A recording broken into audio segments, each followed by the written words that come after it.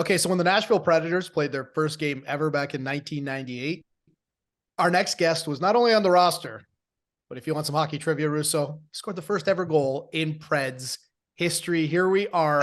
Hockey trivia. I was there for it. Hey, you're aging yourself with every single show when you do that. You were covering that. It was right around your 50th birthday, right? Here we are 25 years later.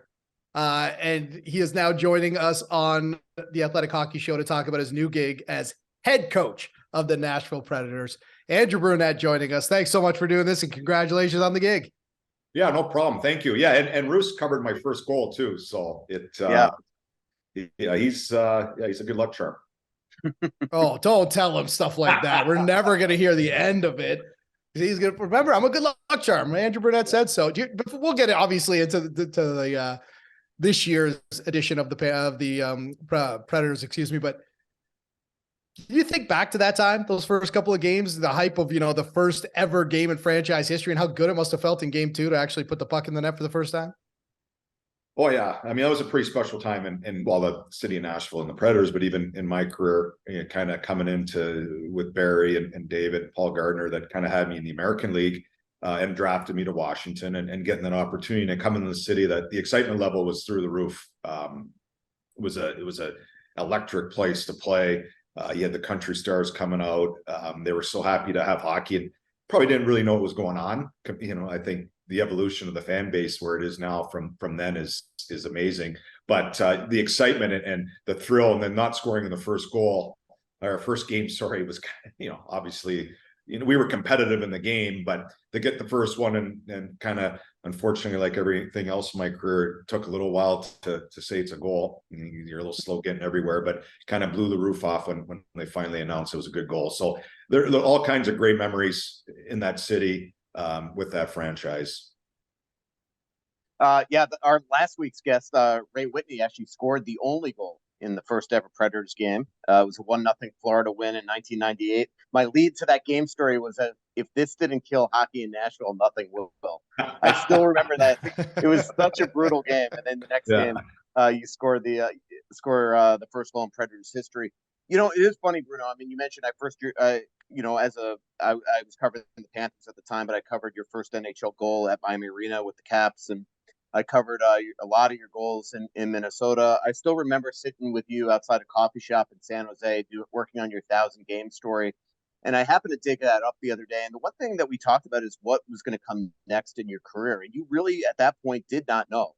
And next thing you know, your playing days end, and you stay in Minnesota. You did every single job in Wild history. And then you get the opportunity down here in Florida. When was it at a point where you realized, you know what? You've done assistant coach, you've been an assistant GM, you've done player development, but coaching is what maybe your first passion was for? Well, I think probably near the end of my tenure in Minnesota, there was some changeover and a little bit of shuffling of the deck upstairs, and it was kind of probably 2 years in the making where you're feeling a little bit like you're missing something. You're missing. Not sure what. I think when we all retired, and I played a long time, and we think when you leave the game, you'll find something, and you'll find something to replace it, or you continue to search for it. And I found that I was I really enjoyed what I was doing. I loved hockey. I loved the scouting. I loved the development. I loved it all. I mean, that's the one thing. I am kind of a hockey junkie, but just felt you're missing something. You're kind of missing your little bit of your North Star, or to sort of say, where you're just felt like there's something else I want to do. And I was 46 at the time, and was thinking to myself at this point, I don't know what it is. I loved coaching. Maybe, I miss the trenches. I miss the day-to-day activity with the players, the highs and lows. You draft Eriksson Ek and you're seeing you could help him do so much more. You could try to push to play him more. You could do all these different things, but when you're upstairs 1,000 feet away, or you're in Finland watching games, you just felt so far away, and you're building for the future, which is a real fun thing. But I think I missed in the moment, the trench. So, when I was 46, kind of the changeover in Minnesota, and then Joel Quenneville called and asked me if I'd like to join him. And I kind of said at the time, coaching, I would definitely entertain. I just want to be somebody I can really learn off of. And so Joel called and I said, I'm 46. Let's just give it 4 years. And if it doesn't work out, I'll go back to what I was doing. I think I was very good at what I was doing in much of different areas in hockey. But I had to give it a go. So I went with Joel, and the passion returned. I think I loved it more than I ever did.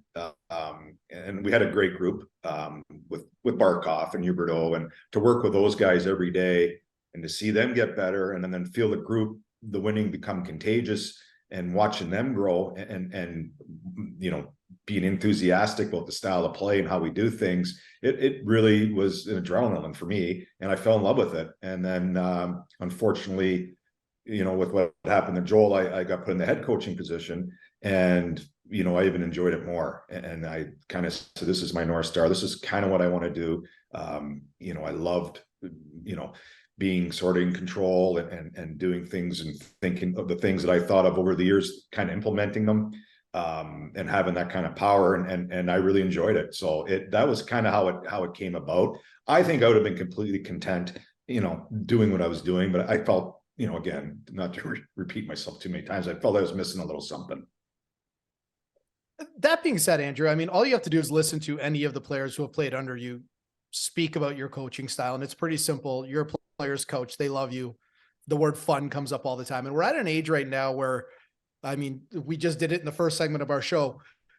You debate and scrutinize coaching styles. You've got someone like Mike Babcock coming back in the league, and given the way he had to leave and everything else, this is more than ever. I feel like the outside voices come into old school versus new school, how you should, manage men, how you should do it as far as not only on the ice, but how you manage them off the ice. I'm wondering if your philosophy's ever changed over the years, just given that you've got so many outside voices saying, you can't intimidate players, you can't do this, or have you kind of always been on the same path? Well, I think, we're all kind of every coach is going to run its time. And a lot of times they kind of want the opposite that's gone through. But I think one of the benefits of being in the positions I was is being around young kids at the combine and a little bit of that player development. And what I've seen over the years is that players now need more than ever, they need communication. And they need somebody to, regardless if you agree with them or not, but feel validated what they're saying is really important to you. And I think you can open that conversation up, open the lines of communication up where they will trust you. I think even in life, I think, I believe in the word connection, and I think we all crave to be connected to somebody or something. The game of hockey is a huge connection for me, but within the connection, there's all kinds of little values that kind of go with it. And I think communication with today's players, it's not like the old days and not like when I grew up where you never wanted to talk to the coach, and if you did talk to the coach, it was no good. Today's player is they want to be valued. They want to be heard. They want to be seen. And, I think of Bruce Boudreau, when I was working with him in Minnesota, he might have been ahead of his time.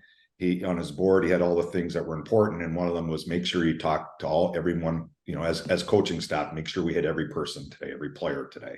And that's something I took for him. And I think that's so important because it's a different world. And I kind of saw it from being upstairs and in the combines and working with the young kids and how much they need. They want to know why, this generation. And we have to be able to be vulnerable enough to know that, we don't know why all the time, but we're going to work together. We're going to be a partnership here and we're going to get better.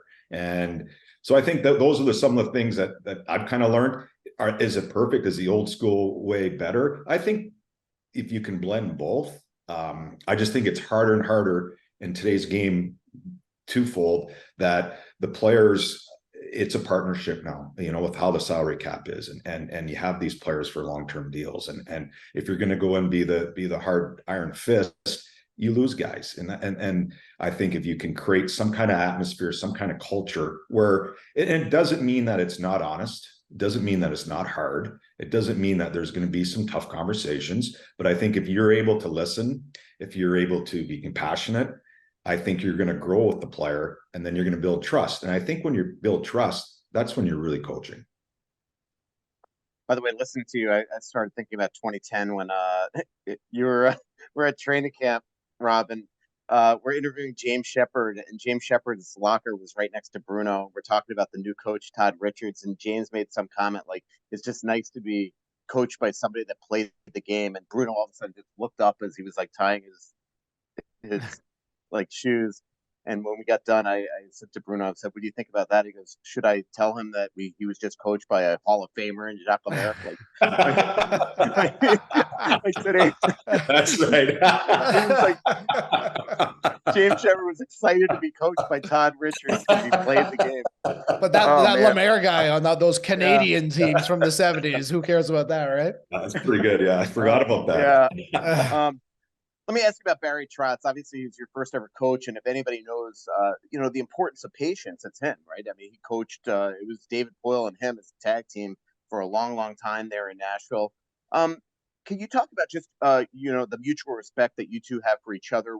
What made you think that this is the person I could trust to go to for my next job, and a little bit about the team? I mean, you got the goalie in Saros, you got some great D there, great D, and obviously Yossi and McDonough and Tyson Berry, who I covered his dad, and Fabro. And, there's a kid, Parson, in there that lit up the Wild in the final regular season game. The Wild looks like an absolute young stud. It just seems like there's a lot there to work with. Yeah, the first part with Barry, our relationship goes back 31 years ago. And Barry's obviously been a later pick in Washington and kind of going to the American League and working with Barry. As being a young scorer, a junior that really no clue how to play hockey, was out of shape, wasn't ready for professional hockey, and the patience he showed me, the trust he put in me, and a lot of the things that I've tried to incorporate through, not just through hockey, through my life, of values and how to treat people, stem from Barry. And I think we've kept in touch through the whole years. He was always very supportive. He coached me in Nashville, even other places I played. He was always sort of in touch. And we had so many great memories together in Portland. We won a Calder Cup, and we went to the finals and lost in Game 7. So we went through a lot of stuff together. He helped me grow as a person and obviously a hockey player, because I never would have played if it wasn't for Barry. So we've had that. I've had that mentor for most of my life, professional hockey life. And when an opportunity comes to get back to work with them, and I think we see the game a lot of the similar ways, different in a lot of ways, but similar in a lot of ways, how we treat people, how we treat players, the work ethic that comes with being a pro, but he also want to have some enjoyment in the game. So a lot of those things just fit, and to be connected with them and again, somebody that I have a lot of trust in, I mean, it was a no-brainer for me. As for the Predators, Nashville, I think they got a lot of, really unique pieces, with the goalie, you'll see, and you said up front with Forsberg and Duchesne and Johansson and the influx of young players that they have coming. I think they have 7 picks in the top 83 this year. So I'm looking forward to being part of that process of growing that group. There's pieces in place, but I think the future for them in the next few years looks really bright. You talked about Parsonen. So it's an exciting time to be in Nashville Predator. We're going to hopefully grow as a group here over the next few years and kind of hit the goal that I think when I went in 98, I was hoping to accomplish. Maybe I can come back and find a way to win a Stanley Cup in Nashville. That being said, a lot of times when a coach takes over, it's mid-season. You're just trying to right the ship and stop the bleeding and get guys on the right path. But when you get a job at this time of the year, during the Stanley Cup Finals, paint me a picture of the last week. Is it spent on the phone or on Zoom calls talking to players? I mean, what do you do the first week when everyone's kind of scattered by this point? Well, it's just been a whirlwind, just even from our season in New Jersey, ending probably, 3 weeks ago. It feels like about 5 years ago. And a little bit of disappointment in the second round. And then you're just kind of trying to decompress a little bit. And there was no time for that. And then you kind of go on this whirlwind kind of interview tour a little bit. And then you have the stress of making a decision. And then you're kind of pulled each and every different way. And then you meet with the players. You're trying to just really introduce yourself. The nice thing about it is you have some runway. I think last year, when I was in Florida, I think, kind of ran into July before I knew I wasn't coming back. A lot of the head jobs were gone. you still want to coach, you want to put yourself in the best position as possible. So, and then you end up in Jersey at the end of July, and then the runway's short and you have no real chance to decompress because you're getting up and moving. So at least this year, there's 3 months to try to reach out to the players, get to know them a little bit, try to understand and meet all the staff and see what direction everybody's going. So there's a lot of work to be done. It's fun work. But yeah, it's been a real whirlwind. Andrew, obviously I'm in Florida, covering the Stanley Cup final. You coached in a President's Trophy last year. You were a Jack Adams finalist. You mentioned how late it was in the game before you were informed that you weren't returning. How tough was that? And, when you look at this team now, one, how proud are you of your former players? But two, do you wonder, what could have been? Yeah, I mean, great questions. I think, I'd be lying to you if I said it wasn't tough last summer. And I really, I love that group. I watched them grow for 3 years, and you knew they're a special group, and we kind of ran out of gas. We lost our mojo, and there's so many great learning experiences from last year for that group. With Tampa sweeping us and kind of looking at them and knowing, hey, this is the team we want to be, and this is what it takes. And we've had multiple conversations, and I think they're aware of it. I think I talked to Joe a lot in Colorado, and they had to go through similar things before they broke through. I think it's just the evolution of winning.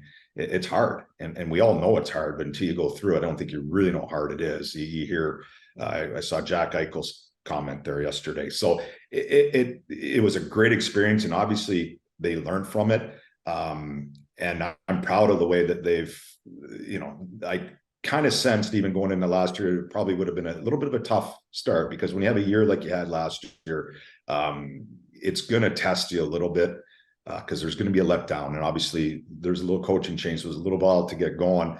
But I think the heart and soul of that group and the resiliency and grit that I seen all 2 years ago, where we had all those comeback wins, and they never gave up, and they wanted to be great.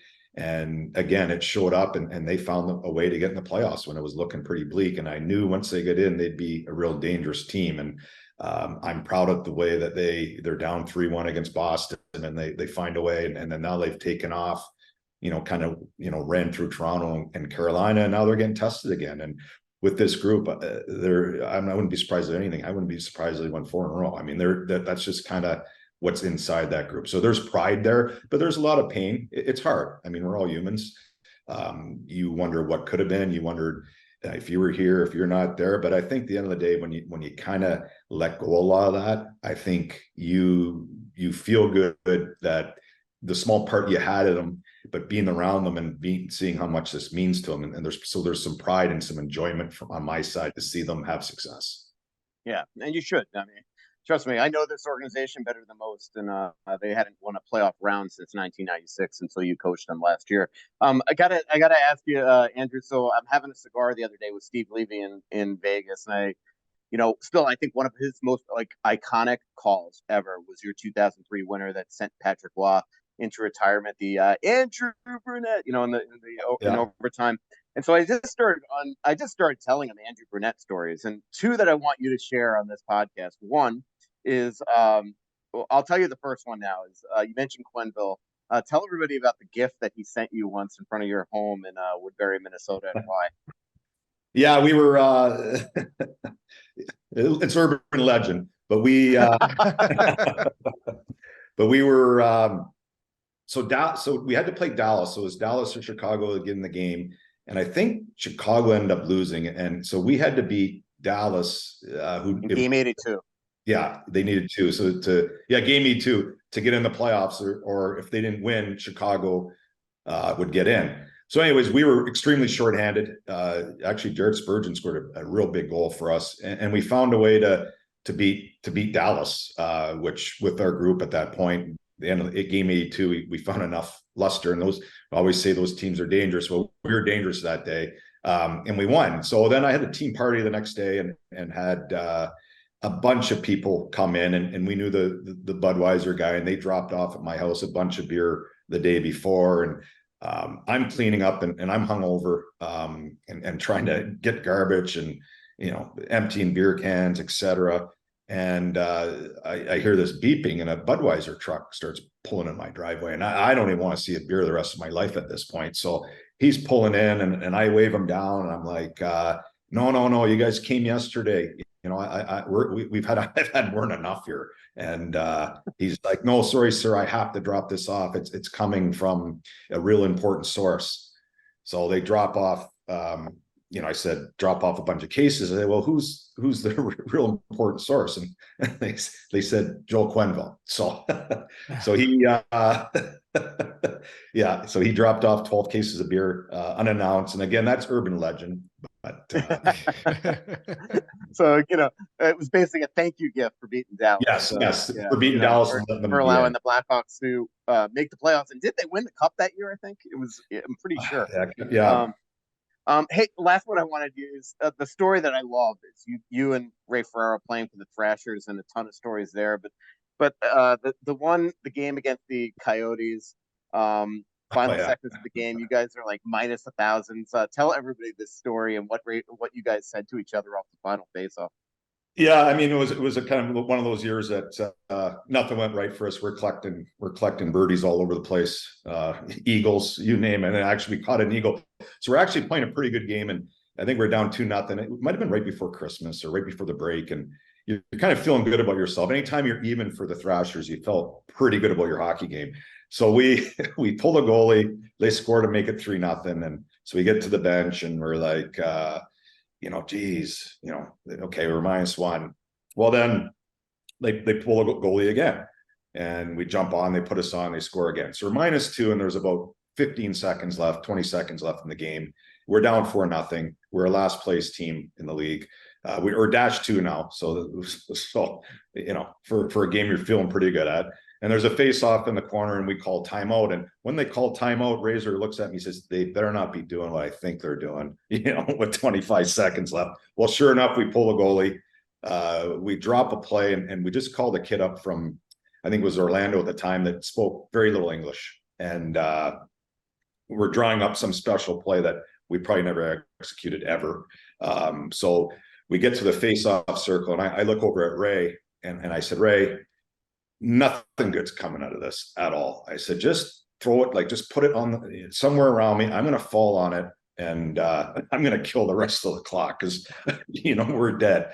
But Ray, being a good soldier, snaps it back. The guy the defenseman had no idea is doing, passes it to them. They went down and then scored to make it 5-0, and we're -3. And I was so mad at Razor. I said, I'll kill it. Just put it anywhere near me. I'm going to eat that puck. We got too many freaking minuses right now. So, oh man. So there's a million stories from that team. That was the one team.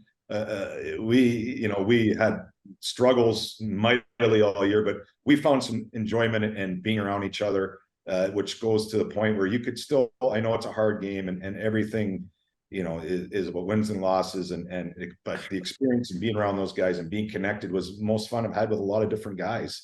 I've been on some really good teams and never had the connection that I had with those guys in Atlanta, which kind of shows you a little bit about the game. I mean, everybody talks about winning cups, and trust me, we'd all love to, but I think if you can find enjoyment with the players you play with, because those are the everlasting connections that you keep. Well, hopefully you'll find that enjoyment behind the bench as well as the head coach of the Nashville Predators. Andrew, I know it's been a crazy week. Thanks so much for doing this. Good luck this season. And hopefully this is not the last time we talk to you. Hopefully we'll talk to you after a couple of W's and nobody's a -2 or a -3 in the final minutes of a game. Hey, thanks, guys. Anytime. Appreciate Thanks, it. Good luck, Bruno. Andrew Brunette. Yeah, thanks. Yeah, see you guys. The new head coach of the Nashville Predators.